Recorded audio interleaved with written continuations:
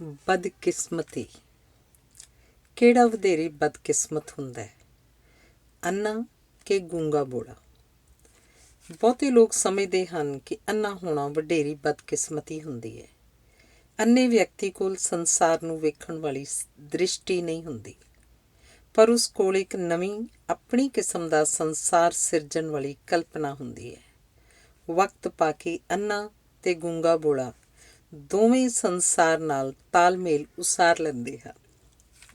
ਪ੍ਰਸਿੱਧ ਲੇਖਕ ਵੇਦ ਮਹਿਤਾ ਅੰਨਾ ਸੀ ਅਤੇ ਪ੍ਰਸਿੱਧ ਚਿੱਤਰਕਾਰ ਸਤੀਸ਼ ਗੁਜਰਾਲ, ਜਿਹੜਾ ਭਾਰਤ ਦੇ ਪ੍ਰਧਾਨ ਮੰਤਰੀ ਇੰਦਰ ਕੁਮਾਰ ਗੁਜਰਾਲ ਦਾ ਭਰਾ ਸੀ, ਬੋਲਾ ਸੀ। ਇੱਕ ਸੋਹਣੀ ਸਿਆਣੀ ਇਸਤਰੀ ਨੇ ਸਤੀਸ਼ ਗੁਜਰਾਲ ਨਾਲ ਵਿਆਹ ਕਰਵਾ ਲਿਆ ਸੀ। ਇੱਕ ਵਾਰੀ ਸਤੀਸ਼ ਗੁਜਰਾਲ ਨੇ ਆਪਣੀ ਪਤਨੀ ਕਿਰਨ ਨੂੰ ਪੁੱਛਿਆ ਕਿ ਉਹ ਦੱਸੇ ਕਿ ਅੰਨਾਪਨ ਵੱਡੀ ਬਦਕਿਸਮਤੀ ਸੀ ਕਿ ਬੋਲਾਪਨ। ਕਿਰਨ ਤੇ ਸਤੀਸ਼ ਦੋਵੇਂ ਕੰਧ 'ਤੇ ਲੱਗੀ ਆਪਣੀ ਫੋਟੋ ਸਾਹਮਣੇ ਖਲੋਤੇ ਸਨ। ਉੱਤਰ ਦੇਣ ਲਈ ਕਿਰਨ ਨੇ ਸਤੀਸ਼ ਦੀਆਂ ਅੱਖਾਂ 'ਤੇ ਹੱਥ ਰੱਖ ਕੇ ਕਿਹਾ, ਜੇ ਤੁਹਾਡੀ ਨਜ਼ਰ ਨਾ ਹੁੰਦੀ ਤਾਂ ਮੈਨੂੰ ਕਿਵੇਂ ਵੇਖਦੇ? ਉਹ ਗਾ ਵੀ ਸਕਦੀ ਸੀ ਤੇ ਉਹਨੂੰ ਦੁੱਖ ਸੀ ਕਿ ਸਤੀਸ਼ ਉਹਦਾ ਗਾਣਾ ਨਹੀਂ ਸੀ ਸੁਣ ਸਕਦਾ, ਪਰ ਉਸਨੇ ਕਿਹਾ ਕਿ ਉਸ ਲਈ ਸਤੀਸ਼ ਦੀ ਨੇਤਰਹੀਣਤਾ ਵਡੇਰੀ ਬਦਕਿਸਮਤੀ ਹੋਣੀ ਸੀ। ਧੰਨਵਾਦ। ਪ੍ਰਵਿਰਤੀ। ਮਨੁੱਖ ਮੁੱਖ ਰੂਪ ਵਿੱਚ ਲਕੀਰ ਦਾ ਫਕੀਰ ਹੈ। ਸਥਾਪਤ ਪਰੰਪਰਾ ਨੂੰ ਪਾਲ ਕੇ ਖੁਸ਼ ਹੁੰਦਾ ਹੈ, ਦੁਹਰਾਏ ਨੂੰ ਦੁਹਰਾ ਕੇ ਪ੍ਰਸੰਨ ਹੁੰਦਾ ਹੈ। ਸਕੂਲ ਵਿੱਚ ਜਦੋਂ ਕੋਈ ਵਿਦਿਆਰਥੀ ਕਿਸੇ ਨਵੇਂ ਲੱਛਣ ਜਾਂ ਪ੍ਰਵਿਰਤੀ ਦਾ ਪ੍ਰਗਟਾਵਾ ਕਰਦਾ ਹੈ ਤਾਂ ਉਸਦੇ ਜਮਾਤੀ ਹੀ ਨਹੀਂ, ਉਹਦੇ ਅਧਿਆਪਕ ਤੇ ਮਾਪੇ ਵੀ ਉਹਨੂੰ ਹੋਰਾਂ ਵਾਂਗ ਹੀ ਪਈ ਲੀਹ 'ਤੇ ਚੱਲਣ ਲਈ ਮਜਬੂਰ ਕਰਦੇ ਹਨ। ਜੇ ਕੋਈ ਵਿਦਿਆਰਥੀ ਚਿੱਤਰਕਾਰ ਜਾਂ ਸੰਗੀਤਕਾਰ ਬਣਨਾ ਚਾਹੁੰਦਾ ਹੈ ਤਾਂ ਉਸਨੂੰ ਡਾਕਟਰ ਜਾਂ ਇੰਜੀਨੀਅਰ ਬਣਨ ਦੀ ਸਲਾਹ ਦਿੱਤੀ ਜਾਂਦੀ ਹੈ। ਇਸ ਵਰਤਾਰੇ ਕਾਰਨ ਹੋਣਹਾਰ ਵਿਦਿਆਰਥੀਆਂ ਦੇ ਗੁਣ ਰੁਲ ਜਾਂਦੇ ਹਨ। ਬੜੀ ਹੈਰਾਨੀ ਵਾਲੀ ਗੱਲ ਇਹ ਹੈ ਕਿ ਗੁਣ ਨੂੰ ਔਗਣ ਵਾਂਗ ਵੇਖਿਆ ਜਾਂਦਾ ਹੈ। ਇੱਕ ਬੱਚੇ ਦੀ ਦਿਲਚਸਪੀ ਚਿੱਤਰਕਾਰੀ ਵਿੱਚ ਸੀ, ਪਰ ਮਾਪੇ ਉਸਨੂੰ ਡਾਕਟਰ ਬਣਾਉਣਾ ਚਾਹੁੰਦੇ ਸਨ। ਇੱਕ ਸਲਾਹਕਾਰ ਨੇ ਉਹਨਾਂ ਨੂੰ ਦੱਸਿਆ ਕਿ ਇਸ ਨੂੰ ਚਿੱਤਰਕਾਰ ਬਣਨ ਦਿਓ। 40 ਸਾਲ ਦੀ ਉਮਰ ਵਿੱਚ ਇਸ ਦੀ ਚਿੱਤਰਕਾਰ ਵਜੋਂ ਤੇ ਇਹਦੇ ਕਿਸੇ ਜਮਾਤੀ ਦੀ ਡਾਕਟਰ ਵਜੋਂ ਪ੍ਰਾਪਤੀ ਦੀ ਤੁਸੀਂ ਜਦੋਂ ਤੁਲਨਾ ਕਰੋਗੇ ਤਾਂ ਚਿੱਤਰਕਾਰ ਦੀ ਪ੍ਰਾਪਤੀ ਵਧੇਰੇ ਮਹੱਤਵਪੂਰਨ ਹੋਵੇਗੀ। ਅਸੀਂ ਜੋਖਮ ਨੂੰ ਪਸੰਦ ਨਹੀਂ ਕਰਦੇ, ਜਿਸ ਕਾਰਨ ਅਸੀਂ ਆਪਣੇ ਬੱਚਿਆਂ ਨੂੰ ਪ੍ਰਯੋਗ ਵੀ ਨਹੀਂ ਕਰਨ ਦਿੰਦੇ। ਬੱਚਿਆਂ ਵਿੱਚ ਵਿਗਿਆਨੀ, ਕਲਾਕਾਰ ਬਣਨ ਦੀਆਂ ਸੰਭਾਵਨਾਵਾਂ ਹੁੰਦੀਆਂ ਹਨ, ਪਰ ਉਹ ਕਲਰਕ ਬਣ ਕੇ ਰਹਿ ਜਾਂਦੇ ਹਨ। ਇਹ ਪ੍ਰਵਿਰਤੀ ਸਾਡੇ ਸਮਾਜ ਅਤੇ ਅਰਥਚਾਰੇ ਦੇ ਸਾਰੇ ਖੇਤਰਾਂ ਵਿੱਚ ਭਾਰੂ ਹੈ। ਧੰਨਵਾਦ। ਮਹਾਨ ਵਿਅਕਤੀ। ਕਈ ਵਾਰੀ ਮਿਹਨਤ ਕੋਈ ਹੋਰ ਕਰਦਾ ਹੈ ਤੇ ਵਾਹਵਾ ਕੋਈ ਹੋਰ ਖੱਟ ਜਾਂਦਾ ਹੈ। ਐਡੀਸਨ ਬੜਾ ਵੱਡਾ ਵਿਗਿਆਨੀ ਸੀ, ਪਰ ਉਸਦਾ ਸਮਕਾਲੀ ਨਿਕੋਲਾ ਟੈਸਲਾ ਉਸ ਤੋਂ ਵੀ ਵੱਡਾ ਵਿਗਿਆਨੀ ਸੀ। ਪਰ ਐਡੀਸਨ ਨੇ ਟੈਸਲਾ ਦੇ ਕਈ ਵਿਚਾਰਾਂ ਨੂੰ ਵਰਤ ਕੇ ਕਾਢਾਂ ਕੱਢੀਆਂ ਤੇ ਟੈਸਲਾ ਨੂੰ ਉਭਰਨ ਹੀ ਨਾ ਦਿੱਤਾ। ਟੈਸਲਾ ਕਿਸੇ ਮਸ਼ੀਨ ਨੂੰ ਚੱਲਦਿਆਂ ਵੇਖ ਕੇ ਬਿਹਤਰ ਮਸ਼ੀਨ ਦੀ ਕਲਪਨਾ ਕਰ ਲੈਂਦਾ ਸੀ ਤੇ ਵੱਖਰੀ ਕਿਸਮ ਦੀ ਬਿਹਤਰ ਕਾਰਗੁਜ਼ਾਰੀ ਵਾਲੀ ਮਸ਼ੀਨ ਤਿਆਰ ਕਰ ਦਿੰਦਾ ਸੀ। ਉਸਨੇ ਕਈ ਕਾਢਾਂ ਕੱਢੀਆਂ ਜਿਨ੍ਹਾਂ ਨੂੰ ਐਡੀਸਨ ਨੇ ਆਪਣੀਆਂ ਬਣਾ ਕੇ ਪ੍ਰਸਿੱਧੀ ਕਮਾਈ। ਵਿਗਿਆਨ ਦੇ ਖੇਤਰ ਵਿੱਚ ਟੈਸਲਾ ਦੀ ਮਾਨਤਾ ਹੈ। ਐਡੀਸਨ ਨੇ ਇਸ ਲਈ ਨੋਬੇਲ ਪੁਰਸਕਾਰ ਨਾ ਲਿਆ ਕਿਉਂਕਿ ਉਸਨੂੰ ਇਹ ਪੁਰਸਕਾਰ ਟੈਸਲਾ ਨਾਲ ਵੰਡਣਾ ਪੈਣਾ ਸੀ। ਕੁਝ ਮਹਾਨ ਵਿਅਕਤੀ ਦਿਸਦੇ ਹਨ, ਕੁਝ ਉਹਨਾਂ ਨਾਲੋਂ ਵੀ ਮਹਾਨ ਹੁੰਦੇ ਹਨ ਜਿਹੜੇ ਦਿਸਦੇ ਨਹੀਂ। ਧੰਨਵਾਦ। ਵਿਗਿਆਨਕ ਦੌਰ। ਪਿਛਲੀਆਂ ਕੁਝ ਸਦੀਆਂ ਦੌਰਾਨ ਵਿਗਿਆਨ ਦੇ ਤੇਜ਼ੀ ਨਾਲ ਹੋਏ ਵਿਕਾਸ ਕਾਰਨ ਮਨੁੱਖ ਨੂੰ ਪਹਿਲੇ ਸਮਿਆਂ ਦੇ ਮੁਕਾਬਲੇ ਬਹੁਤ ਅਧਿਕ ਸੋਚਣਾ ਪੈ ਰਿਹਾ ਹੈ। ਪਹਿਲਾਂ ਮਨੁੱਖ ਭਾਸ਼ਾ ਵਿੱਚ ਹੀ ਸੋਚਦਾ ਸੀ, ਹੁਣ ਇੰਨਾ ਸੋਚਣਾ ਪੈ ਰਿਹਾ ਕਿ ਭਾਸ਼ਾ ਕੰਮ ਨਹੀਂ ਸਾਰਦੀ, ਜਿਸ ਕਾਰਨ ਅਜੋਕਾ ਵਿਗਿਆਨੀ ਭਾਸ਼ਾ ਤੋਂ ਪਰੇ ਵੀ ਸੋਚਣ ਲੱਗ ਪਿਆ ਹੈ। ਹੁਣ ਇਹ ਚਿੰਨ੍ਹਾਂ ਤੇ ਬਿੰਬਾਂ ਵਿੱਚ ਸੋਚਦਾ ਹੈ, ਜਿਸ ਕਾਰਨ ਵੱਖ-ਵੱਖ ਵਿਸ਼ਿਆਂ ਵਿੱਚ ਨਵੇਂ ਚਿੰਨ੍ਹਾਂ ਤੇ ਬਿੰਬਾਂ ਦਾ ਨਿਰਮਾਣ ਹੋ ਰਿਹਾ ਹੈ, ਜਿਨ੍ਹਾਂ ਕਾਰਨ ਸੋਚਣ ਦੀ ਵਿਧੀ ਵੀ ਬਦਲ ਗਈ ਹੈ। ਪ੍ਰਸਿੱਧ ਵਿਗਿਆਨੀ ਆਈਨਸਟੀਨ ਦਾ ਸੋਚਣ ਢੰਗ ਇਲਹਾਮੀ ਸੀ। ਉਸ ਨੂੰ ਅਚੇਤ ਮਨ ਦੀਆਂ ਸੁਰੰਗਾਂ ਵਿੱਚ ਫਾਰਮੂਲੇ ਲੱਭਦੇ ਸਨ। ਰਸਾਇਣ ਵਿਗਿਆਨ ਦੇ ਪੀਰੀਓਡਿਕ ਟੇਬਲ ਦੀ ਬਣਤਰ ਦਮਿਤਰੀ ਨਾਂ ਦੇ ਵਿਗਿਆਨੀ ਨੂੰ ਸੁਪਨੇ ਵਿੱਚ ਵਿਖਾਈ ਦਿੱਤੀ ਸੀ। ਪ੍ਰਸਿੱਧ ਸੰਗੀਤਕਾਰ ਮੋਜ਼ਾਰਟ ਆਈਨਸਟੀਨ ਦਾ ਚਹੇਤਾ ਸੰਗੀਤਕਾਰ ਸੀ, ਜਿਸ ਨੂੰ ਉਹ ਉਤਸ਼ਾਹ ਨਾਲ ਸੁਣਦਾ ਸੀ। ਆਈਨਸਟੀਨ ਸੁਣਦਾ ਸੰਗੀਤ ਸੀ, ਪਰ ਫਾਰਮੂਲੇ ਉਹਨੂੰ ਗਣਿਤ ਤੇ ਫਿਜ਼ਿਕਸ ਦੇ ਸੁਝਦੇ ਸਨ। ਮਹਾਨ ਵਿਗਿਆਨੀ ਜੇ ਆਪ ਵੀ ਚਾਹੁਣ ਤਾਂ ਦੱਸ ਨਹੀਂ ਸਕਦੇ ਕਿ ਉਹ ਕਿਵੇਂ ਸੋਚਦੇ ਹਨ। ਉਹ ਕਰਾਮਾਤਾਂ ਵਾਂਗ ਸੋਚਦੇ ਹਨ। ਧੰਨਵਾਦ। ਹੁਸਨ ਦੀ ਪੋਟਲੀ। ਸਾਡੀ ਇੱਕ ਜਮਾਤਣ ਅੱਖ ਦਾ ਕੋਨਾ ਦੱਬ ਕੇ ਪੁੱਛਦੀ ਸੀ, ਕੀ ਹਾਲ ਏ? ਉਹਦੇ ਪੁੱਛਣ ਨਾਲ ਹਰ ਕਿਸੇ ਦਾ ਹਾਲ ਚੰਗਾ ਹੋ ਜਾਂਦਾ ਸੀ। ਉਹ ਹਰ ਕਿਸੇ ਨੂੰ ਨਖਰਿਆਂ ਨਾਲ ਹੀ ਖਰੀਦ ਲੈਂਦੀ ਸੀ। ਉਹਦੀ ਜੀਭ ਸ਼ਹਿਦ ਨਾਲ ਚੋਪੜੀ ਹੋਈ ਸੀ। ਉਹ ਹਰ ਕਿਸੇ ਦੀ ਉਡੀਕ ਸੀ। ਉਹਦਾ ਨਾਂ ਹੁਸਨ ਦੀ ਪੋਟਲੀ ਪਿਆ ਹੋਇਆ ਸੀ। ਉਹ ਸਾਰੀ ਕਲਾਸ ਦੀ ਸਾਂਝੀ ਧੜਕਣ ਸੀ। ਕੁਝ ਲੜਕੇ ਉਹਦੇ ਪਰਵਾਨੇ ਸਨ, ਬਹੁਤੇ ਦੀਵਾਨੇ ਸਨ। ਉਹ ਚੱਲਦੀ ਫਿਰਦੀ ਰੌਣਕ ਸੀ। ਉਹਦੀ ਬੜੀ ਯਾਦ ਆਉਂਦੀ ਹੈ। ਧੰਨਵਾਦ। ਅਜੋਕਾ ਸਮਾਂ। ਕੋਈ ਵਕਤ ਸੀ ਜਦੋਂ ਕਿਸੇ ਦੇ ਕਦਮਾਂ ਦੀ ਆਹਟ ਨਾਲ ਹੀ ਦਰਵਾਜ਼ਾ ਖੋਲ੍ਹ ਦਿੱਤਾ ਜਾਂਦਾ ਸੀ। ਫਿਰ ਕੁੰਡੀ ਖੜਕਾਉਣ ਦੀ ਲੋੜ ਪਈ। ਬਿਜਲੀ ਲੱਗਣ ਨਾਲ ਕਾਲ ਬੈਲ ਵਜਾਉਣ ਦਾ ਰਿਵਾਜ਼ ਪਿਆ। ਹੁਣ ਕਾਲ ਬੈਲ ਦੇ ਨਾਲ ਕੈਮਰਾ ਵੀ ਲੱਗਾ ਹੁੰਦਾ ਹੈ। ਹੁਣ ਕਾਲ ਬੈਲ ਵਜਾ ਕੇ ਵਿਚਾਰੇ ਜਿਹੇ ਬਣ ਕੇ ਖਲੋਣਾ ਪੈਂਦਾ ਹੈ। ਅਕਸਰ ਕੁੱਤਾ ਹੀ ਸਭ ਤੋਂ ਪਹਿਲਾਂ ਹਾਲ ਚਾਲ ਪੁੱਛਦਾ ਹੈ। ਜੇ ਨੌਕਰ ਬਾਹਰ ਆਵੇ ਤਾਂ ਹਲਫੀਆ ਬਿਆਨ ਦੇਣਾ ਪੈਂਦਾ ਹੈ। ਅਕਸਰ ਇਵੇਂ ਹੀ ਹੁੰਦਾ ਹੈ ਕਿ ਕਿਸੇ ਦਾ ਦਰਵਾਜ਼ਾ ਖੜਕਾਈਏ ਤਾਂ ਗੁਆਂਢੀ ਸੁਣ ਲੈਂਦੇ ਹਨ, ਘਰ ਵਾਲੇ ਨਹੀਂ ਸੁਣਦੇ। ਇਹਨਾਂ ਕਾਰਨਾਂ ਕਰਕੇ ਕਿਸੇ ਦੇ ਘਰ ਜਾਣ ਦੀ ਬਜਾਏ ਉਸਨੂੰ ਫੋਨ ਹੀ ਕਰ ਲਿਆ ਜਾਂਦਾ ਹੈ। ਕਈ ਵਾਰੀ ਫੋਨ ਵੀ ਨਹੀਂ ਸੁਣਿਆ ਜਾਂਦਾ, ਜਿਸ ਕਾਰਨ ਸੁਨੇਹੇ ਨਾਲ ਹੀ ਕੰਮ ਸਾਰਨਾ ਪੈਂਦਾ ਹੈ। ਧੰਨਵਾਦ। ਮਾਪੇ। ਮਾਪਿਆਂ ਨਾਲ ਸਾਡੇ ਸੰਬੰਧਾਂ ਦੀ ਭਾਵੁਕ ਡੂੰਘਾਈ ਵਧੇਰੇ ਹੁੰਦੀ ਹੈ, ਕਿਉਂਕਿ ਉਹਨਾਂ ਨੇ ਸਾਨੂੰ ਆਪਣੀਆਂ ਭਾਵਨਾਵਾਂ ਅਤੇ ਸੁਪਨਿਆਂ ਨਾਲ ਸਿੰਜਿਆ ਹੁੰਦਾ ਹੈ। ਉਹ ਸਾਨੂੰ ਆਪਣਾ ਵਿਸਥਾਰ ਅਤੇ ਆਪਣਾ ਭਵਿੱਖ ਸਮਝਦੇ ਹਨ। ਸਾਨੂੰ ਖੁਆ ਕੇ ਉਹ ਆਪ ਰੱਜ ਜਾਂਦੇ ਹਨ। ਠੰਡ ਮਾਂ ਨੂੰ ਲੱਗਦੀ ਹੈ, ਸਵੈਟਰ ਉਹ ਸਾਨੂੰ ਪਵਾ ਦਿੰਦੀ ਹੈ। ਮਾਪੇ ਬੱਚਿਆਂ ਦੀ ਯੋਗਤਾ ਰਾਹੀਂ ਆਪ ਯੋਗ ਹੋ ਗਏ ਮਹਿਸੂਸ ਕਰਦੇ ਹਨ। ਬੱਚਾ ਲਾਇਕ ਹੋਵੇ, ਪ੍ਰਸੰਨ ਮਾਂ ਹੁੰਦੀ ਹੈ। ਪ੍ਰਸ਼ੰਸਾ ਧੀ ਦੀ ਹੋਵੇ, ਮਾਣ ਪਿਤਾ ਮਹਿਸੂਸ ਕਰਦਾ ਹੈ। ਸੰਤਾਨ ਵਿੱਚ ਜੀਵਨ ਦਾ ਜੋਸ਼ ਹੁੰਦਾ ਹੈ। ਬੱਚੇ ਨੂੰ ਪਾਲਦੀ ਮਾਂ ਥੱਕਦੀ ਨਹੀਂ। ਜੇ ਪਤੀ ਤੇ ਪੁੱਤਰ ਨਾਲ ਹੋਣ ਤਾਂ ਇਸਤਰੀ ਸ਼ੇਰ ਨਾਲੋਂ ਵੀ ਬਹਾਦਰ ਹੁੰਦੀ ਹੈ। ਜੇ ਧੀ ਨਾ ਹੋਵੇ ਤਾਂ ਪੁਰਸ਼ ਚਰਿੱਤਰਵਾਨ ਨਹੀਂ ਬਣਦਾ। ਬੱਚੇ ਨੂੰ ਗੋਦੀ 'ਚ ਬਿਠਾ ਕੇ ਮਾਂ ਆਪ ਨਿੱਘੀ ਹੋ ਜਾਂਦੀ ਹੈ। ਮਾਪਿਆਂ ਨੇ ਹਮੇਸ਼ਾ ਨਹੀਂ ਰਹਿਣਾ। ਉਹਨਾਂ ਦਾ ਧਿਆਨ ਰੱਖੋ, ਉਹਨਾਂ ਦੀ ਛਾਂ ਮਾਣੋ, ਉਹਨਾਂ ਦਾ ਮਾਣ ਕਰੋ। ਧੰਨਵਾਦ। ਹਾਲਾਤ। ਜਦੋਂ ਕੋਈ ਪਿਆਰ ਕਰਦਾ ਹੈ ਤਾਂ ਉਸ ਵੇਲੇ ਦੇ ਹਾਲਾਤ ਦੱਸਦੇ ਹਨ ਕਿ ਇਕੱਠੇ ਰਿਹਾ ਜਾ ਸਕਦਾ ਹੈ। ਦੋਵੇਂ ਧਿਰਾਂ ਭਾਵੁਕ ਹੋ ਕੇ ਸਾਰਾ ਜੀਵਨ ਇਕੱਠੇ ਰਹਿਣ ਦੇ ਵਾਅਦੇ ਕਰਦੀਆਂ ਹਨ, ਪਰ ਜਦੋਂ ਇਕੱਠੇ ਰਹਿੰਦੇ ਹਨ ਤਾਂ ਸਭ ਕੁਝ ਬਦਲਣ ਲੱਗ ਪੈਂਦਾ ਹੈ। ਹਾਲਾਤ ਬਦਲ ਜਾਂਦੇ ਹਨ, ਤਰਜੀਹਾਂ ਅਤੇ ਮਨ ਬਦਲ ਜਾਂਦਾ ਹੈ। ਅਸੀਂ ਆਪ ਬਦਲ ਜਾਂਦੇ ਹਾਂ, ਆਲਾ ਦੁਆਲਾ ਬਦਲ ਜਾਂਦਾ ਹੈ। ਜਿਹੜੇ ਸਾਰਾ ਜੀਵਨ ਇਕੱਠੇ ਰਹਿਣ ਲਈ ਤਾਂਘਦੇ ਸਨ, ਉਹ ਇਕੱਠੇ ਰਹਿਣ ਨੂੰ ਹੀ ਸਭ ਤੋਂ ਵੱਡੀ ਸਜ਼ਾ ਸਮਝਣ ਲੱਗ ਪੈਂਦੇ ਹਨ। ਅਜਿਹੀ ਹਾਲਤ ਵਿੱਚ ਵਿਛੜਨਾ ਹੀ ਠੀਕ ਲੱਗਣ ਲੱਗ ਪੈਂਦਾ ਹੈ।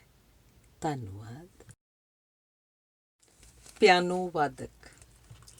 ਗੋਲਡ ਇੱਕ ਪਿਆਨੋ ਵਾਦਕ ਸੀ, ਜਿਸ ਨੂੰ 4 ਸਾਲ ਦੀ ਉਮਰ ਵਿੱਚ ਮਾਂ ਦੀ ਗੋਦੀ 'ਚ ਬਹਿ ਕੇ ਪਿਆਨੋ ਸਿੱਖਣੀ ਆਰੰਭ ਕੀਤੀ। ਉਸ ਦੀ ਮਾਂ ਇੱਕ ਸਥਾਪਤ ਪਿਆਨੋ ਵਾਦਕ ਸੀ।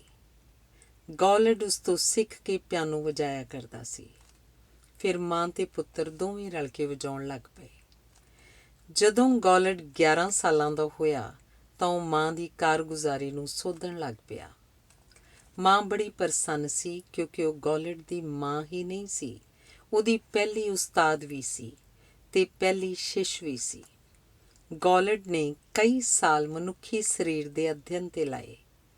ਹੱਥਾਂ ਤੇ ਉਂਗਲਾਂ ਦੀ ਕਾਰਗੁਜ਼ਾਰੀ ਤੇ ਕਾਰਜ ਵਿਧੀ ਦਾ ਅਧਿਐਨ ਕੀਤਾ ਤਾਂ ਕਿ ਉਹ ਅਜਿਹੇ ਪਿਆਨੋ ਦਾ ਨਿਰਮਾਣ ਕੀਤਾ ਜਾਏ ਜਿਸ ਨੂੰ ਉਂਗਲਾਂ ਵਜਾਉਣ ਨਾ, ਜਿਸ 'ਤੇ ਉਂਗਲਾਂ ਨੱਚਣ।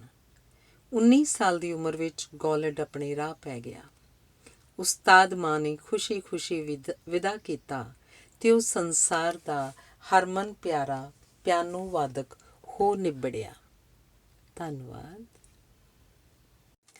ਵਿਕਾਸ ਦਾ ਰਾਹ। ਸਾਡੇ ਵਿਕਾਸ ਦੇ ਰਾਹ ਵਿਚਲੀ ਸਭ ਤੋਂ ਵੱਡੀ ਰੁਕਾਵਟ ਉਹ ਭਾਵੁਕ ਮਾਰ ਹੁੰਦੀ ਹੈ ਜਿਹੜੀ ਸਾਡੇ ਆਪਣੇ ਮਾਰਦੇ ਹਨ ਅਤੇ ਸਾਨੂੰ ਨਿਰਉਤਸਾਹਿਤ ਕਰਦੇ ਹਨ। 18ਵੀਂ ਸਦੀ ਦੇ ਮੁੱਢ ਵਿੱਚ ਅਮਰੀਕਾ ਵਿੱਚ ਬੈਂਜਾਮਿਨ ਆਪਣੇ ਵੱਡੇ ਭਰਾ ਦੇ ਛਾਪੇਖਾਨੇ ਵਿੱਚੋਂ ਛਪਣ ਵਾਲੇ ਸਮਾਚਾਰ ਪੱਤਰ ਵਿੱਚ ਇੱਕ ਕਾਲਮ ਲਿਖਣਾ ਚਾਹੁੰਦਾ ਸੀ, ਪਰ ਵੱਡੇ ਭਰਾ ਨੇ ਉਹਦੀ ਲਿਖਤ ਨੂੰ ਕੋਈ ਮਹੱਤਵ ਨਾ ਦਿੱਤਾ। ਬੈਂਜਾਮਿਨ ਨੇ ਬੋਸਟਨ ਰਾਜ ਦੇ ਇਤਿਹਾਸ, ਰਾਜਨੀਤੀ, ਸਮਾਜ, ਸੱਭਿਆਚਾਰ ਆਦਿ ਦਾ ਡੂੰਘਾ ਅਧਿਐਨ ਕੀਤਾ ਅਤੇ ਇੱਕ ਵਿਧਵਾ ਬਣ ਕੇ ਚਿੱਠੀਆਂ ਦੇ ਰੂਪ ਵਿੱਚ ਆਪਣੀਆਂ ਲਿਖਤਾਂ ਭੇਜਣੀਆਂ ਆਰੰਭ ਕੀਤੀਆਂ, ਜਿਹੜੀਆਂ ਅਖਬਾਰ ਦੀ ਛਪਣ ਗਿਣਤੀ ਵਧਾਉਣ ਦਾ ਕਾਰਨ ਬਣੀਆਂ। ਜਦੋਂ ਬੈਂਜਾਮਿਨ ਨੇ ਆਪਣੇ ਭਰਾ ਨੂੰ ਦੱਸਿਆ ਕਿ ਵਿਧਵਾ ਵਾਲੇ ਖੱਤ ਉਹਦੇ ਲਿਖੇ ਹੁੰਦੇ ਹਨ ਤਾਂ ਖੁਸ਼ ਹੋਣ ਦੀ ਬਜਾਏ ਭਰਾ ਨੇ ਉਸ ਉੱਤੇ ਝੂਠ ਦਾ ਸਹਾਰਾ ਲੈਣ ਦਾ ਦੋਸ਼ ਲਾਇਆ ਤੇ ਭਰਾ ਦਾ ਵਿਹਾਰ ਗਾਲੀ ਗਲੋਚ ਵਾਲਾ ਹੋਣ ਕਰਕੇ 17 ਸਾਲ ਦਾ ਬੈਂਜਾਮਿਨ ਉੱਥੋਂ ਚਲਾ ਗਿਆ। ਉਸਨੇ 10 ਸਾਲਾਂ ਦੀ ਵਿੱਦਿਆ 5 ਸਾਲਾਂ 'ਚ ਪੂਰੀ ਕੀਤੀ ਅਤੇ ਉਹ ਮੂਰਲੀ ਕਤਾਰ ਦਾ ਲੇਖਕ, ਛਾਪਕ, ਫਿਲਾਸਫਰ, ਰਾਜਨੀਤਿਕ ਆਗੂ, ਪੋਸਟਮਾਸਟਰ, ਵਿਗਿਆਨੀ ਤੇ ਸੰਗੀਤਕਾਰ ਹੋਣ ਦੇ ਨਾਤੇ ਅਮਰੀਕਾ ਦੇ ਬਾਨੀਆਂ ਵਿੱਚੋਂ ਇੱਕ ਹੋ ਨਿਬੜਿਆ। ਉਹ ਅਮਰੀਕਾ ਦਾ ਪਹਿਲਾ ਪੋਸਟਮਾਸਟਰ ਜਨਰਲ ਬਣਿਆ। ਉਹ ਫਰਾਂਸ ਅਤੇ ਸਵੀਡਨ ਵਿੱਚ ਅਮਰੀਕਾ ਦਾ ਸਫੀਰ ਬਣਿਆ। ਉਹ ਅਸੈਂਬਲੀ ਦਾ ਸਪੀਕਰ ਚੁਣਿਆ ਗਿਆ। ਉਹਨੇ ਅਸਮਾਨੀ ਬਿਜਲੀ ਸੰਬੰਧੀ ਖੋਜ ਕੀਤੀ ਤੇ ਬਾਈਫੋਕਲ ਐਨਕ ਦਾ ਨਿਰਮਾਣ ਕੀਤਾ। ਉਹਨੇ ਅਮਰੀਕਾ ਵਿੱਚ ਫਾਇਰ ਬ੍ਰਿਗੇਡ ਤੇ ਸਟਰੀਟ ਲਾਈਟ ਦੀ ਨੀਂਹ ਰੱਖੀ। ਉਹਨੇ ਇੰਨੇ ਕੰਮ ਕੀਤੇ ਕਿ ਉਸਨੂੰ ਪਹਿਲਾ ਅਮਰੀਕਨ ਹੋਣ ਦਾ ਮਾਣ ਸਨਮਾਨ ਮਿਲਿਆ। ਧੰਨਵਾਦ। ਸਿਆਣਾ ਮੂਰਖ। ਕਿਸੇ ਮੂਰਖ ਨੂੰ ਕਦੇ ਵੀ ਮੂਰਖ ਨਾ ਕਹੋ। ਜੇ ਕਹਿਣਾ ਹੈ, ਇਸ ਤਰ੍ਹਾਂ ਕਹੋ ਕਿ ਉਹ ਆਪਣੇ ਆਪ ਨੂੰ ਸਿਆਣਾ ਸਮਝੇ। ਇਵੇਂ ਖਹਿੜਾ ਛੁਡਾਉਣਾ ਸੌਖਾ ਹੋ ਜਾਏਗਾ। ਜਿਵੇਂ ਸ੍ਰੀਮਾਨ ਜੀ, ਇਹ ਗੱਲ ਤੁਸੀਂ ਕਹਿ ਸਕਦੇ ਹੋ, ਅਜਿਹੀ ਗੱਲ ਕਿਸੇ ਹੋਰ ਨੂੰ ਸੁੱਝ ਹੀ ਨਹੀਂ ਸਕਦੀ। ਧੰਨਵਾਦ। ਬਚਾਓ ਦਾ ਪ੍ਰਬੰਧ। ਕਈ ਲੋਕ ਕਾਰਜ ਦਾ ਆਰੰਭ ਬਚਾਓ ਦਾ ਪ੍ਰਬੰਧ ਕਰਕੇ ਕਰਦੇ ਹਨ। ਇੱਕ ਵਿਅਕਤੀ ਨੇ ਫੈਕਟਰੀ ਲਾਈ, ਸੋਚਿਆ ਜੇ ਕਾਮਯਾਬ ਨਾ ਹੋਇਆ ਤਾਂ ਪਿਤਾ ਦੇ ਵਪਾਰ ਦਾ ਕੰਮ ਸਾਂਭ ਲਵਾਂਗਾ। ਇੱਕ ਨੇ ਵਕਾਲਤ ਆਰੰਭ ਕੀਤੀ, ਸੋਚਿਆ ਜੇ ਸਫਲਤਾ ਨਾ ਮਿਲੀ ਤਾਂ ਚਾਚੇ ਦੇ ਕਾਲਜ 'ਚ ਪੜ੍ਹਾਉਣ ਲੱਗ ਜਾਵਾਂਗਾ। ਅਜਿਹੀਆਂ ਫੈਕਟਰੀਆਂ ਤੇ ਵਕਾਲਤਾਂ ਸਫਲ ਨਹੀਂ ਹੁੰਦੀਆਂ ਕਿਉਂਕਿ ਬਚਾਓ ਦਾ ਪ੍ਰਬੰਧ ਪੂਰਾ ਯਤਨ ਨਹੀਂ ਕਰਨ ਦੇਵੇਗਾ, ਪੂਰਾ ਜ਼ੋਰ ਨਹੀਂ ਲਾਉਣ ਦੇਵੇਗਾ। ਜਿਹੜਾ ਸੋਚਦਾ ਹੈ ਕਿ ਜੇ ਇਹ ਨਾ ਕਰ ਸਕਿਆ ਤਾਂ ਉਹ ਕਰ ਲਵਾਂਗਾ, ਤਾਂ ਉਸ ਤੋਂ ਨਾ ਇਹ ਹੁੰਦਾ ਹੈ ਤੇ ਨਾ ਉਹ ਕਰ ਸਕਦਾ ਹੈ। ਧੰਨਵਾਦ। ਉਦਾਸ, ਮਾਯੂਸ। ਸਿਆਣੇ ਲੋਕ ਥੋੜ੍ਹੇ ਜਿਹੇ ਰੁੱਖੇ ਤੇ ਮਾਯੂਸ ਵਿਖਾਈ ਦਿੰਦੇ ਹਨ। ਰੁੱਖੇ ਇਸ ਲਈ ਕਿਉਂਕਿ ਭਾਵਨਾਵਾਂ ਵਾਲੀ ਕਮਜ਼ੋਰੀ ਨਹੀਂ ਹੁੰਦੀ। ਮਾਯੂਸ ਇਸ ਲਈ ਕਿ ਜੋ ਵਾਪਰ ਰਿਹਾ ਤੇ ਕੀਤਾ ਜਾ ਰਿਹਾ ਹੁੰਦਾ ਹੈ, ਉਸ ਪਿਛਲੇ ਕੁਝ ਉਦੇਸ਼ਾਂ ਤੇ ਮਨੋਰਥਾਂ ਨੂੰ ਉਹ ਜਾਣਦੇ ਹੁੰਦੇ ਹਨ। ਯਥਾਰਥ ਦੀ ਸੋਝੀ ਉਹਨਾਂ ਨੂੰ ਮੂਰਖਾਂ ਵਾਂਗ ਪ੍ਰਸੰਨ ਨਹੀਂ ਹੋਣ ਦਿੰਦੀ, ਸੋ ਉਹ ਉਦਾਸ, ਮਾਯੂਸ ਨਜ਼ਰ ਆਉਂਦੇ ਹਨ। ਧੰਨਵਾਦ। ਵਿਲੱਖਣਤਾ। ਯੂਰਪ ਦੇ ਦੇਸ਼ ਛੋਟੇ ਹਨ, ਪਰ ਹਰੇਕ ਦੇਸ਼ ਦੀ ਵਿਲੱਖਣਤਾ ਹੈ। ਯੂਰਪ ਵਿੱਚ 40 ਨਾਲੋਂ ਵਧੇਰੇ ਦੇਸ਼ ਹਨ, ਪਰ ਕੁੱਲ ਆਬਾਦੀ 40 ਕਰੋੜ ਨਾਲੋਂ ਘੱਟ ਹੈ। ਬੌਧਿਕ ਪੱਖੋਂ ਇੰਗਲੈਂਡ ਕਿਸੇ ਹੋਰ ਦੇਸ਼ ਨਾਲੋਂ ਵਧੇਰੇ ਉਦਾਰ ਤੇ ਆਜ਼ਾਦ ਹੈ। ਇੱਥੋਂ ਦੇ ਲੋਕ ਕਿਸੇ ਨਵੇਂ ਵਿਚਾਰ ਜਾਂ ਵਿਚਾਰਧਾਰਾ ਨਾਲ ਹੈਰਾਨ ਨਹੀਂ ਹੁੰਦੇ। ਕਲਾ ਤੇ ਸ਼ਿੰਗਾਰ ਤੇ ਪਹਿਰਾਵੇ ਤੇ ਭੋਜਨ ਦੇ ਖੇਤਰ ਵਿੱਚ ਕੁਝ ਨਵਾਂ ਸਭ ਤੋਂ ਪਹਿਲਾਂ ਪੈਰਿਸ ਵਿੱਚ ਵਾਪਰਦਾ ਹੈ। ਜੋ ਨਵਾਂ ਨਹੀਂ, ਉਸ ਵਿੱਚ ਪੈਰਿਸ ਦਿਲਚਸਪੀ ਨਹੀਂ ਲੈਂਦਾ। ਟੈਕਨੋਲੋਜੀ ਦੇ ਪੱਖੋਂ ਜਰਮਨੀ ਮੋਹਰੀ ਹੈ। ਜਰਮਨ ਕਾਰਾਂ ਸੰਸਾਰ ਭਰ ਦੀ ਪਹਿਲੀ ਪਸੰਦ ਹਨ।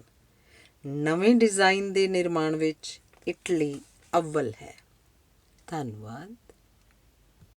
ਲੇਖਕਾਂ ਦੇ ਕੰਮ। ਲੇਖਕ, ਕਵੀ ਜਾਂ ਨਾਵਲਕਾਰ ਕਿਸੇ ਸਮਾਜਿਕ ਕੁਰੀਤੀ ਨੂੰ ਖਤਮ ਤਾਂ ਨਹੀਂ ਕਰ ਸਕਦੇ, ਪਰ ਉਹਦੀ ਪਕੜ ਢਿੱਲੀ ਕਰ ਦਿੰਦੇ ਹਨ। 19ਵੀਂ ਸਦੀ ਦੇ ਮੁੱਢ ਵਿੱਚ ਰਾਜਾ ਰਾਮ ਮੋਹਨ ਰਾਏ ਦੀਆਂ ਲਿਖਤਾਂ ਨੇ ਸਤੀ ਦੀ ਰਸਮ 'ਤੇ ਪਾਬੰਦੀ ਲਗਵਾਈ। ਲੰਮਾ ਅਰਸਾ ਭਾਰਤ ਵਿੱਚ ਹਰੇਕ ਪੁਰਸ਼ ਦੀਆਂ ਕਈ ਪਤਨੀਆਂ ਹੁੰਦੀਆਂ ਸਨ। ਨਾਵਲਕਾਰਾਂ ਨੇ ਇਸ ਕੁਰੀਤੀ ਵਿਰੁੱਧ ਆਵਾਜ਼ ਉਠਾਈ ਤੇ ਇੱਕ ਪਤੀ ਪਤਨੀ ਦਾ ਕਾਨੂੰਨ ਬਣਿਆ।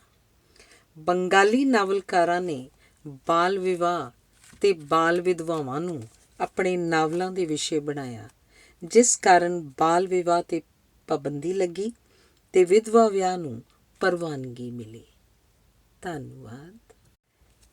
ਬਚਪਨ ਵਿੱਚ ਇੱਕ ਵਿਅਕਤੀ ਪੰਛੀਆਂ ਦਾ ਗੁਲੇਲ ਨਾਲ ਸ਼ਿਕਾਰ ਕਰਿਆ ਕਰਦਾ ਸੀ।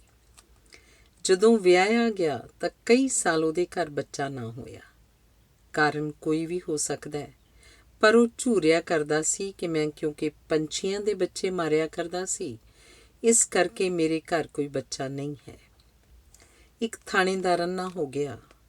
ਉਹ ਸੋਚਦਾ ਸੀ ਮੈਂ ਬੇਦੋਸ਼ੀਆਂ ਨੂੰ ਤਸੀਹੇ ਦਿੰਦਾ ਸਾਂ, ਜਿਨ੍ਹਾਂ ਦੀ ਮੈਨੂੰ ਇਹ ਸਜ਼ਾ ਮਿਲੀ ਹੈ। ਪਿਤਾ ਪਤਨੀ ਨਾਲ ਨਹੀਂ, ਕਿਸੇ ਹੋਰ ਔਰਤ ਨਾਲ ਰਹਿੰਦਾ ਸੀ।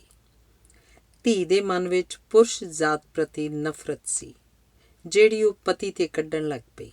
ਤਲਾਕ ਹੋ ਗਿਆ, ਮਾਂ ਮਰ ਗਈ, ਧੀ ਇਕੱਲੀ ਰਹਿ ਗਈ। ਪਿਤਾ ਨਾਲ ਬਣਦੀ ਨਹੀਂ ਸੀ। ਕੋਈ ਮਾੜਾ ਕਾਰਜ ਕਰੋਗੇ, ਕਰਮਾਂ ਦੇ ਸਿਧਾਂਤ ਅਨੁਸਾਰ ਪਛਤਾਵਾ ਹੋਏਗਾ। ਹਰ ਕਰਮ ਦਾ ਹਿਸਾਬ ਹੋਏਗਾ। ਇਹ ਹਿਸਾਬ ਤੁਸੀਂ ਆਪ ਹੀ ਕਰੋਗੇ। ਧੰਨਵਾਦ। ਮੰਜ਼ਿਲ 'ਤੇ ਪਹੁੰਚਣ ਦਾ ਰਸਤਾ। ਕੁਝ ਮੁੱਲਵਾਨ ਕਰਨਾ ਚਾਹੋਗੇ ਤਾਂ ਮਨ ਬੇਚੈਨ ਹੋਏਗਾ। ਕੀਤੇ ਜਾਣ ਵਾਲੇ ਕੰਮ ਦੇ ਨਵੇਂ ਪੱਖਾਂ ਬਾਰੇ ਪਤਾ ਲੱਗੇਗਾ। ਮੁਸ਼ਕਿਲਾਂ ਵਧਣਗੀਆਂ। ਪਹਿਲਾਂ ਸਥਿਤੀ ਵਿਗੜੇਗੀ, ਗੁੰਝਲਦਾਰ ਹੋਏਗੀ। ਪਤਾ ਲੱਗੇਗਾ ਕਿ ਜਿਵੇਂ ਮੈਂ ਸੋਚਿਆ ਸੀ ਉਵੇਂ ਕੁਝ ਨਹੀਂ ਹੋ ਰਿਹਾ। ਜਦੋਂ ਤੁਸੀਂ ਆਪਣਾ ਉਦੇਸ਼ ਤਿਆਗਣ ਬਾਰੇ ਸੋਚ ਰਹੇ ਹੋਵੋਗੇ, ਉਸ ਸਮੇਂ ਕੁਝ ਵਾਪਰੇਗਾ ਜਿਸ ਨਾਲ ਆਸ ਬੱਝ ਜਾਏਗੀ। ਤੁਸੀਂ ਸੋਚੋਗੇ ਸਥਿਤੀ ਮੁਸ਼ਕਿਲ ਜ਼ਰੂਰ ਹੈ, ਪਰ ਅਸੰਭਵ ਨਹੀਂ ਹੈ। ਇਕਾਗਰਤਾ ਵਧੇਗੀ। ਮਨ ਦੀ ਦੇਗਚੀ ਵਿੱਚ ਹੱਲ ਰਿੱਝਣ ਲੱਗ ਪੈਣਗੇ। ਪੱਕੀਆਂ ਗੰਢਾਂ ਢਿੱਲੀਆਂ ਹੋਣਗੀਆਂ। ਸੁਰੰਗ ਵਿੱਚੋਂ ਚਾਨਣਾ ਵਿਖਾਈ ਦੇਣ ਲੱਗ ਜਾਏਗਾ। ਤਿੱਖੇ ਮੋੜਾਂ ਮਗਰੋਂ ਸਿੱਧੀ ਸੜਕ ਦਿਸੇਗੀ। ਧੁੰਦ ਹਟ ਜਾਏਗੀ। ਝੱਗ ਬਹਿ ਜਾਏਗੀ। ਨਜ਼ਰ ਨੂੰ ਸਪਸ਼ਟ ਵਿਖਾਈ ਦੇਣ ਲੱਗ ਪਏਗਾ। ਵਪਾਰੀ, ਵਿਗਿਆਨੀ, ਕਲਾਕਾਰ, ਕਵੀ, ਲੇਖਕ, ਚਿੰਤਕ ਸਾਰੇ ਇਸ ਪ੍ਰਕਿਰਿਆ ਵਿੱਚੋਂ ਗੁਜ਼ਰਦੇ ਹਨ। ਧੰਨਵਾਦ। ਚਰਿੱਤਰ। ਕੋਈ ਸਮਾਂ ਸੀ ਜਦੋਂ ਭਾਰਤ ਵਿੱਚ ਬ੍ਰਾਹਮਣਾਂ ਨੇ ਚਰਿੱਤਰ ਤੇ ਵਿਹਾਰ ਦੀਆਂ ਉੱਚੀਆਂ ਤੇ ਸੁੱਚੀਆਂ ਰਵਾਇਤਾਂ ਸਥਾਪਿਤ ਕੀਤੀਆਂ ਸਨ। ਸਦੀਆਂ ਪਹਿਲਾਂ ਸਿੰਧ ਪ੍ਰਾਂਤ ਵਿੱਚ ਪਵਿੱਤਰ ਭਾਵਨਾਵਾਂ ਵਾਲਾ ਇੱਕ ਵਿਦਵਾਨ ਬ੍ਰਾਹਮਣ ਰਹਿੰਦਾ ਸੀ। ਉਸ ਦਾ ਪੁੱਤਰ ਇੱਕ ਨੀਵੀਂ ਜ਼ਾਤ ਦੇ ਕਿਸਾਨ ਦੀ ਸੁੰਦਰ ਧੀ ਨਾਲ ਪਿਆਰ ਕਰਦਾ ਸੀ, ਪਰ ਉਸਨੂੰ ਪਤਾ ਸੀ ਕਿ ਉਹਨਾਂ ਦੇ ਵਿਆਹ ਲਈ ਪਿਤਾ ਕਦੇ ਨਹੀਂ ਮੰਨੇਗਾ। ਦੋਸਤਾਂ ਨੇ ਸੁਝਾਅ ਦਿੱਤਾ ਕਿ ਉਹ ਲੜਕੀ ਨੂੰ ਪਿਤਾ ਕੋਲ ਲੈ ਜਾਏ ਤੇ ਕਹੇ, ਇਹ ਲੜਕੀ ਬ੍ਰਾਹਮਣ ਹੈ, ਮੈਨੂੰ ਇਸ ਨਾਲ ਸ਼ਾਦੀ ਕਰਨ ਦੀ ਆਗਿਆ ਦਿਓ। ਪੁੱਤਰ ਨੇ ਲੜਕੀ ਨੂੰ ਨਾਂ ਦੱਸਿਆ। ਉਸਨੂੰ ਪਿਤਾ ਕੋਲ ਲੈ ਜਾ ਕੇ ਕਿਹਾ, ਇਹ ਬ੍ਰਾਹਮਣ ਹੈ। ਇਹ ਸੁਣ ਕੇ ਲੜਕੀ ਨੇ ਕਿਹਾ, ਤੁਸੀਂ ਗਲਤ ਕਹਿ ਰਹੇ ਹੋ, ਮੈਂ ਬ੍ਰਾਹਮਣ ਨਹੀਂ ਹਾਂ, ਮੈਂ ਇੱਕ ਕਿਸਾਨ ਦੀ ਧੀ ਹਾਂ। ਲੜਕੀ ਦੀ ਗੱਲ ਸੁਣ ਕੇ ਬ੍ਰਾਹਮਣ ਪਿਤਾ ਨੇ ਮੁਸਕਰਾ ਕੇ ਕਿਹਾ, ਬੇਟੀ ਤੇਰਾ ਪਿਤਾ ਕੋਈ ਵੀ ਹੋਵੇ, ਤੂੰ ਬ੍ਰਾਹਮਣ ਹੈ। ਸੱਚਾ ਬ੍ਰਾਹਮਣ ਨਾ ਝੂਠ ਬੋਲਦਾ ਹੈ ਤੇ ਨਾ ਸੁਣਦਾ ਹੈ। ਬ੍ਰਾਹਮਣ ਪਿਤਾ ਨੇ ਪੁੱਤਰ ਵੱਲ ਸੰਕੇਤ ਕਰਦਿਆਂ ਕਿਹਾ, ਭਾਵੇਂ ਇਹ ਬ੍ਰਾਹਮਣ ਦਾ ਪੁੱਤਰ ਹੈ, ਝੂਠ ਬੋਲਣ ਕਾਰਨ ਇਹ ਬ੍ਰਾਹਮਣ ਨਹੀਂ ਹੈ। ਜੇਕਰ ਤੂੰ ਮੇਰੀ ਨੂੰਹ ਬਣੇ ਤਾਂ ਮੇਰੇ ਲਈ ਇਹ ਮਾਣ ਵਾਲੀ ਗੱਲ ਹੋਏਗੀ। ਜੇ ਤੂੰ ਇਸ ਗੈਰ ਬ੍ਰਾਹਮਣ ਨਾਲ ਸ਼ਾਦੀ ਕਰਨਾ ਚਾਹੁੰਦੀ ਹੈ ਤਾਂ ਮੈਨੂੰ ਕੋਈ ਇਤਰਾਜ਼ ਨਹੀਂ। ਧੰਨਵਾਦ। ਇਕਾਗਰਤਾ। ਕਈ ਵਾਰ ਬੱਚਾ ਮਾਂ ਦਾ ਕੰਨ ਫੜ ਕੇ ਜਾਂ ਕਮੀਜ਼ ਦਾ ਬਟਨ ਆਦਿ ਫੜ ਕੇ ਸੌਂ ਜਾਂਦਾ ਹੈ। ਜਦੋਂ ਬੱਚਾ ਮਾਂ ਦਾ ਕੰਨ ਫੜਦਾ ਹੈ ਤਾਂ ਉਹ ਜਾਣ ਜਾਂਦੀ ਹੈ ਕਿ ਹੁਣ ਇਸਨੇ ਸੌਣਾ ਹੈ। ਇਸ ਆਦਤ ਦਾ ਆਧਾਰ ਹੁੰਦਾ ਹੈ। ਕਈ ਸੋਚਦਿਆਂ ਉਂਗਲ ਆਪਣੇ ਬੁੱਲ੍ਹ 'ਤੇ ਰੱਖ ਲੈਂਦੇ ਹਨ, ਕਈ ਸਿਰ ਖੁਰਕਣ ਲੱਗ ਪੈਂਦੇ ਹਨ, ਕਈ ਚੁਟਕੀ ਵਜਾਉਣ ਲੱਗ ਪੈਂਦੇ ਹਨ। ਇਵੇਂ ਕਰਨ ਨਾਲ ਉਹਨਾਂ ਦੀ ਇਕਾਗਰਤਾ ਵੱਧ ਜਾਂਦੀ ਹੈ। ਆਇਨਸਟੀਨ ਸੋਚਦਿਆਂ ਹੱਥ ਵਿੱਚ ਰਬੜ ਦੀ ਇੱਕ ਗੇਂਦ ਰੱਖਦਾ ਸੀ। ਇੱਕ ਵਾਰੀ ਸ਼ਿੱਦਤ ਭਰੀ ਸੋਚ ਦੌਰਾਨ ਉਸਨੇ ਆਪਣੀ ਖਾਲੀ ਮੁੱਠੀ ਇੰਨੀ ਘੁੱਟ ਕੇ ਮੀਟੀ ਕਿ ਉਂਗਲਾਂ ਦੇ ਨਹੁੰ ਦੀ ਹਥੇਲੀ 'ਚ ਖੁੱਭ ਗਏ ਸਨ। ਅੰਗਰੇਜ਼ੀ ਦੀ ਪਹਿਲੀ ਡਿਕਸ਼ਨਰੀ ਦਾ ਨਿਰਮਾਤਾ ਆਪਣੀ ਮੇਜ਼ 'ਤੇ ਇੱਕ ਬਿੱਲੀ ਬਿਠਾਉਂਦਾ ਸੀ, ਜਿਸ 'ਤੇ ਉਹ ਖੱਬਾ ਹੱਥ ਫੇਰਦਾ ਰਹਿੰਦਾ ਸੀ। ਕਈਆਂ ਨੂੰ ਚੀਕੂ ਦੀ ਖੁਸ਼ਬੂ, ਕਈਆਂ ਨੂੰ ਸੇਬ ਦੀ ਗੰਧ ਇਕਾਗਰ ਹੋਣ ਵਿੱਚ ਸਹਾਈ ਹੁੰਦੀ ਹੈ। ਅਜਿਹੀ ਪ੍ਰਵਿਰਤੀ ਹਰੇਕ ਵਿਅਕਤੀ ਵਿੱਚ ਹੁੰਦੀ ਹੈ। ਇੱਕ ਦਰਜੀ ਖਾਨੇ ਵਿੱਚ ਦਰਜੀ ਰੇਡੀਓ ਸੁਣਦਿਆਂ ਹੀ ਕੰਮ ਕਰਦੇ ਸਨ। ਜਿਨ੍ਹਾਂ ਨੂੰ ਅਜਿਹੀ ਕੋਈ ਆਦਤ ਹੁੰਦੀ ਹੈ, ਉਹ ਵਧੇਰੇ ਇਕਾਗਰ ਚਿੱਤ ਨਾਲ ਕਾਰਜ ਕਰਦੇ ਹਨ। ਧੰਨਵਾਦ। ਦਿਮਾਗੀ ਆਰਾਮ। ਲਗਾਤਾਰ ਸੋਚਦਿਆਂ ਜਦੋਂ ਲੱਗੇ ਕਿ ਸਮੱਸਿਆ ਦਾ ਹੱਲ ਨਹੀਂ ਸੁੱਝ ਰਿਹਾ, ਤਾਂ ਇਹ ਦਿਮਾਗ ਵੱਲੋਂ ਸੰਕੇਤ ਹੁੰਦਾ ਹੈ ਕਿ ਇਸ ਸਮੱਸਿਆ ਬਾਰੇ ਸੋਚਣਾ ਬੰਦ ਕਰ ਦਿਓ। ਦਿਮਾਗ ਨੂੰ ਆਪਣੇ ਢੰਗ ਨਾਲ ਕੰਮ ਕਰਨ ਦਿਓ। ਆਰਾਮ ਕਰੋ, ਇਸ ਸਮੱਸਿਆ ਦਾ ਖਹਿੜਾ ਛੱਡੋ, ਕੋਈ ਹੋਰ ਕੰਮ ਕਰੋ। ਭਾਵੇਂ ਅਸੀਂ ਉਸ ਸਮੱਸਿਆ ਬਾਰੇ ਸੋਚਣਾ ਬੰਦ ਕਰ ਦਿੰਦੇ ਹਾਂ, ਪਰ ਦਿਮਾਗ ਦੇ ਅੰਦਰ ਇੱਕ ਹੋਰ ਦਿਮਾਗ ਹੁੰਦਾ ਹੈ ਜਿਸ ਨੂੰ ਅਵਚੇਤਨ ਕਹਿੰਦੇ ਹਨ। ਇਹ ਅੰਦਰਲਾ ਦਿਮਾਗ ਸੋਚਦਾ ਰਹਿੰਦਾ ਹੈ ਤੇ ਸਾਰੇ ਪੱਖਾਂ ਨੂੰ ਸੋਚ ਕੇ ਢੁਕਵਾਂ ਹੱਲ ਪੇਸ਼ ਕਰਦਾ ਹੈ। ਵਿਗਿਆਨੀਆਂ ਨੂੰ ਫਾਰਮੂਲੇ ਇਵੇਂ ਹੀ ਲੱਭਦੇ ਹਨ, ਗੁਆਚੀਆਂ ਕੁੰਜੀਆਂ ਇਵੇਂ ਲੱਭ ਪੈਂਦੀਆਂ ਹਨ। ਆਪਣੇ ਆਪ ਤੋਂ ਪੁੱਛਣਾ। ਕਈ ਵਾਰੀ ਬੰਦਾ ਕਿਸੇ ਦੇ ਸਾਹਮਣੇ ਖਲੋਤਾ ਹੁੰਦਾ ਹੈ, ਪਰ ਬੋਲ ਉਹ ਆਪਣੇ ਆਪ ਨਾਲ ਰਿਹਾ ਹੁੰਦਾ ਹੈ। 47 ਵਿੱਚ ਜਦੋਂ ਪੰਜਾਬ ਵਿੱਚ ਫਸਾਦ ਆਰੰਭ ਹੋ ਗਏ ਸਨ, ਤਾਂ ਲਾਹੌਰ ਵਿੱਚ ਅਨੇਕਾਂ ਲੋਕਾਂ ਦੀ ਹਾਜ਼ਰੀ ਵਿੱਚ ਪੰਡਿਤ ਨਹਿਰੂ ਨੇ ਇੰਦਰ ਕੁਮਾਰ ਗੁਜਰਾਲ ਨੂੰ ਪੁੱਛਿਆ, ਕੀ ਇਹ ਫਸਾਦ ਰੋਕੇ ਨਹੀਂ ਜਾ ਸਕਦੇ? ਉਸ ਵੇਲੇ ਪੰਡਿਤ ਨਹਿਰੂ ਇੰਦਰ ਕੁਮਾਰ ਗੁਜਰਾਲ ਨੂੰ ਇੰਨਾ ਨਹੀਂ ਸੀ ਜਾਣਦਾ ਕਿ ਉਹ ਉਹਨੂੰ ਸਲਾਹ ਕਰਕੇ ਪੁੱਛਦਾ। ਜਦੋਂ ਮਗਰੋਂ ਕਿਸੇ ਨੇ ਗੁਜਰਾਲ ਤੋਂ ਪੁੱਛਿਆ ਕਿ ਨਹਿਰੂ ਨੇ ਉੱਥੇ ਹਾਜ਼ਰ ਹੋਰ ਨੇਤਾਵਾਂ ਤੋਂ ਨਹੀਂ, ਉਸ ਤੋਂ ਹੀ ਉਹ ਪ੍ਰਸ਼ਨ ਕਿਉਂ ਪੁੱਛਿਆ ਸੀ, ਤਾਂ ਗੁਜਰਾਲ ਨੇ ਕਿਹਾ, ਵਾਸਤਵ ਵਿੱਚ ਮੇਰੇ ਸਾਹਮਣੇ ਖਲੋਤਿਆਂ ਨਹਿਰੂ ਪ੍ਰਸ਼ਨ ਆਪਣੇ ਆਪ ਤੋਂ ਪੁੱਛ ਰਿਹਾ ਸੀ। ਧੰਨਵਾਦ। ਅਨਿਆਂ। ਜਦੋਂ ਲੋਕ ਭਲਾਈ ਦੀ ਕਿਸੇ ਮੁਹਿੰਮ ਵਿੱਚ ਸ਼ਾਮਲ ਹੋਵੋਗੇ ਤਾਂ ਨਿਰਾਸ਼ ਤੇ ਪਰੇਸ਼ਾਨ ਹੋਵੋਗੇ। ਆਗੂਆਂ ਦਾ ਸਾਰਾ ਜ਼ੋਰ ਆਪਣਾ ਪ੍ਰਚਾਰ ਕਰਵਾਉਣ, ਵਾਹ-ਵਾਹ ਅਖਵਾਉਣ, ਸਨਮਾਨ ਕਰਾਉਣ, ਹਾਰ ਪਵਾਉਣ ਤੇ ਫੋਟੋਆਂ ਖਿਚਵਾਉਣ 'ਤੇ ਹੋਏਗਾ। ਉਹਨਾਂ ਦੀ ਲੋਕ ਭਲਾਈ ਨਿਰੋਲ ਪਖੰਡ ਹੋਏਗੀ। ਇੱਕ ਸਕੂਲ ਦੀ ਪ੍ਰਿੰਸੀਪਲ ਨੇ ਆਪਣੇ ਤੇ ਵਿਦਿਆਰਥੀਆਂ ਦੇ ਯਤਨਾਂ ਨਾਲ ਸਕੂਲ ਵਿੱਚ 4 ਕਮਰੇ ਉਸਰਵਾਏ ਅਤੇ ਉਹਨਾਂ ਦੇ ਉਦਘਾਟਨ ਲਈ ਸਥਾਨਕ ਮੰਤਰੀ ਨੂੰ ਇਹ ਸੋਚ ਕੇ ਬੁਲਾਇਆ ਕਿ ਉਹ ਸ਼ਾਇਦ ਹੋਰ ਕਮਰੇ ਉਸਾਰਨ ਲਈ ਕੁਝ ਸਹਿਯੋਗ ਦੇਣ। ਪਰ ਉਸ ਮੰਤਰੀ ਨੇ ਪ੍ਰਿੰਸੀਪਲ ਨੂੰ ਡਾਂਟ ਪਾਈ ਕਿ ਸੱਦਾ ਪੱਤਰ ਵਿੱਚ ਉਹਦਾ ਨਾਂ ਸਭ ਤੋਂ ਉੱਪਰ ਕਿਉਂ ਨਹੀਂ ਛਾਪਿਆ ਅਤੇ ਐਲਾਨ ਕੀਤਾ ਕਿ ਕਮਰਿਆਂ ਲਈ ਫੰਡ ਇਕੱਤਰ ਕਰਨ ਤੇ ਖਰਚ ਕਰਨ ਸੰਬੰਧੀ ਜਾਂਚ ਕਰਵਾਈ ਜਾਏਗੀ। ਇਹੋ ਜਿਹੇ ਵਿਅਕਤੀਆਂ ਦੇ ਹੱਥੋਂ ਹੋਣਹਾਰ ਵਿਦਿਆਰਥੀਆਂ ਨੂੰ ਪੁਰਸਕਾਰ ਦਿਵਾਉਣੇ ਹੋਣਹਾਰ ਤੇ ਲਾਇਕ ਵਿਦਿਆਰਥੀਆਂ ਨਾਲ ਘੋਰ ਅਨਿਆਂ ਹੁੰਦਾ ਹੈ। ਧੰਨਵਾਦ।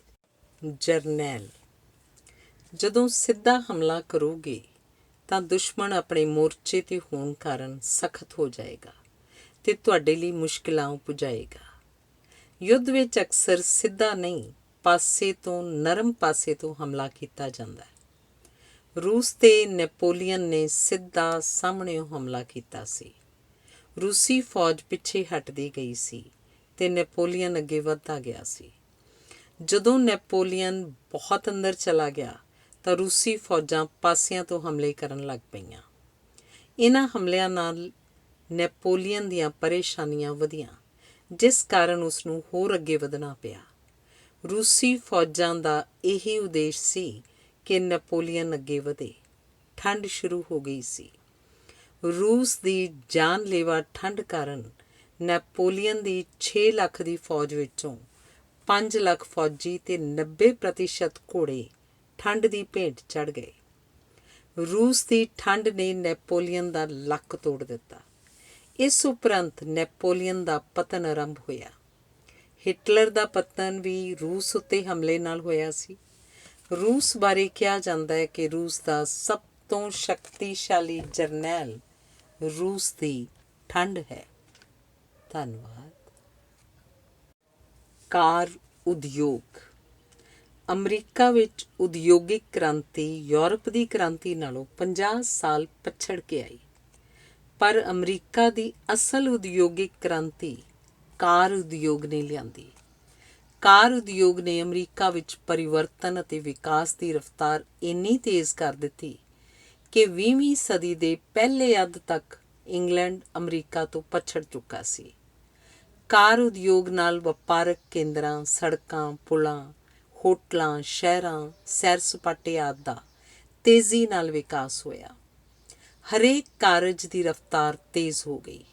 ਦੂਜੇ ਵਿਸ਼ਵ ਯੁੱਧ ਵਿੱਚ ਇੰਗਲੈਂਡ, ਫਰਾਂਸ, ਇਟਲੀ, ਜਰਮਨੀ ਆਦਿ ਵਿੱਚ ਤਬਾਹੀ ਹੋਈ, ਜਦੋਂ ਕਿ ਅਮਰੀਕੀ ਕਾਰਖਾਨਿਆਂ ਦਾ ਮਾਲ ਵਿਕਿਆ। ਇਵੇਂ ਅਮਰੀਕਾ ਵਿਸ਼ਵ ਸ਼ਕਤੀ ਬਣ ਗਿਆ। ਵਿਸ਼ਾਲ ਖੇਤਰਫਲ ਅਤੇ ਸਿੱਖਿਅਤ ਵਸੋਂ ਅਮਰੀਕਾ ਦੀ ਸ਼ਕਤੀ ਬਣੇ ਅਤੇ ਅਮਰੀਕਾ ਸੰਸਾਰ ਵਿੱਚ ਵਿਕਾਸ ਦਾ ਇੰਜਣ ਬਣ ਗਿਆ। ਧੰਨਵਾਦ।